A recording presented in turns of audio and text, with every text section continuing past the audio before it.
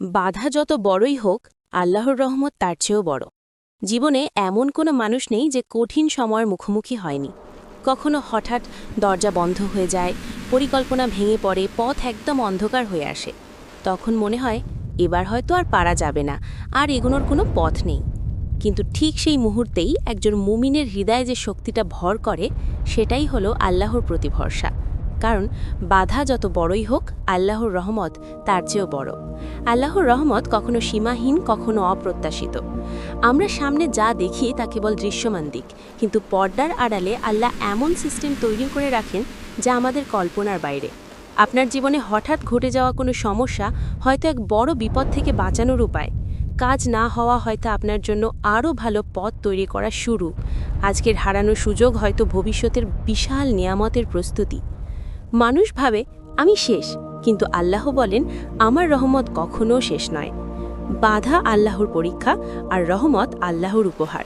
জীবনে বাধা আসে আমাদের পরীক্ষা করতে নয়, বরং আমাদের গড়ে তুলতে। কষ্ট আমাদের ধৈর্য শেখায়, ব্যর্থতা আমাদের বিনয় শেখায়, আর অপেক্ষা আমাদের তাওয়াক্কুল শেখায়।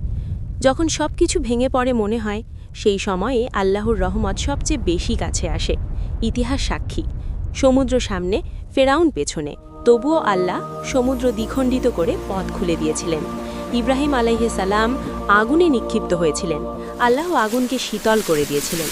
মরিয়ম আলাইহিস সালাম একা অসহায়, আল্লাহ তার জন্য খেজুর ফলিয়েছিলেন।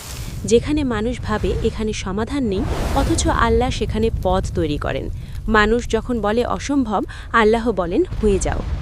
যে সমস্যার কারণে আপনি দুঃখ পান, সেটি হয়তো আপনার জীবনের মোড় ঘোরানো উন্নতির শুরু। যে কষ্ট আপনাকে কাঁদায়, সেটি হয়তো আপনার দোয়া কবুলের মুহূর্ত।